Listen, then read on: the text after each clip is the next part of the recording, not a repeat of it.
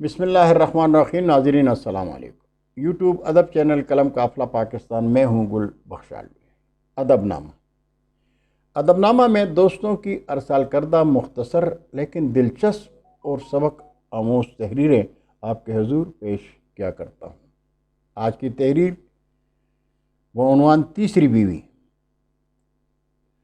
میری دوسری شادی ہو جائے گی سوچا بھی نہیں تھا، دوستوں کو اطلاع بھی نہ کر سکا، بس انن فنن نکاح ہوا اور رخصتی بھی ہو گئی۔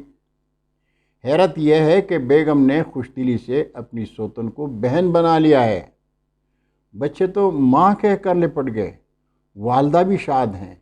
میری نئی بیوی بے انتہا خوش اخلاق ثابت ہوئی اور انہوں نے بھی سارے گھر کے افراد کو اپنا جانا۔ ہماری پہلی ملاقات پہلی بیگم کے ساتھ ہی ایک شاپنگ سینٹر کے کیفیٹیریا میں ہوئی تھی۔ وہیں ہماری پہلی بیگم نے ان کو ہمارے لیے پسند کیا۔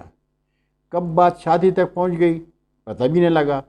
غور فرمائیے، پہلی بیگم نے انتہائی ضد کر کے ہمیں ہینی مون پر بھیجنے کی تیاری کر رکھی ہے۔ کہتی ہے آپ دونوں ہینی مون پر جائیں جیسے آپ مجھے لے کر گئے تھے۔ کہتی ہیں کہ اگر پیسے کم پڑے تو وہ دینے کو تیار ہیں، کیونکہ ان کی پچھلے دنوں 3 لاکھ کی کمیٹی نکلی ہے۔ میں کافی دیر سے یہ سوچ رہا ہوں کہ آخر وہ کون سے گھر ہوتے ہیں جہاں دوسری شادی کی وجہ سے جھگڑے ہوتے ہیں اور ایک جنگ کا سا ماحول ہوتا ہے۔ اپنے گھر کو دیکھتا ہوں تو جنت نظیر لگتا ہے۔ سہاگ رات کی صبح کو ناشتہ اجلا روسی میں پیش کیا اور اپنی ساتھی سوتن لکھنے میں کچھ کوفت ہو رہی ہے کو اپنے ہاتھوں سے نوالے بھی کھلائے، ساتھ ہی ساتھ چھیڑنے کے انداز میں کن اکھیوں سے ہم دونوں کو دیکھتی رہیں۔ ایسی بیویاں تو قسمت سے ملتی ہیں۔ کل رات ہم ہینی مون پر ترکی نکل جائیں گے۔ بیگم نے یقین دہانی کروائی ہے کہ میری غیر موجودگی میں وہ بچوں کی فیس، بجلی کا بل، گھر کا راشن اور باقی ذمہ داریاں سنبھال لیں گی۔ میرا مشورہ ہے کہ آپ سب بھی اپنے گھر میں یہ ماحول بنائیں، محبت سے رشتوں کو قائم رکھیں اور اپنی بیوی کو اعتماد میں لیں۔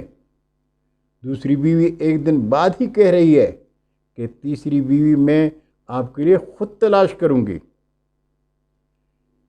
ناظرین، یہ ناول بلی کے خواب میں چچڑے سے ہے، اقتباس سے۔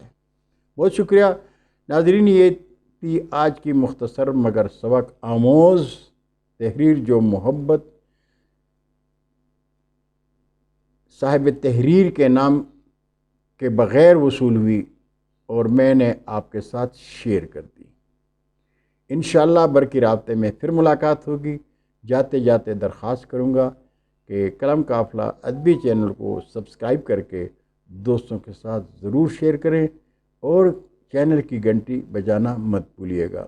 اللہ حافظ۔ اردو ادب زندہ باد۔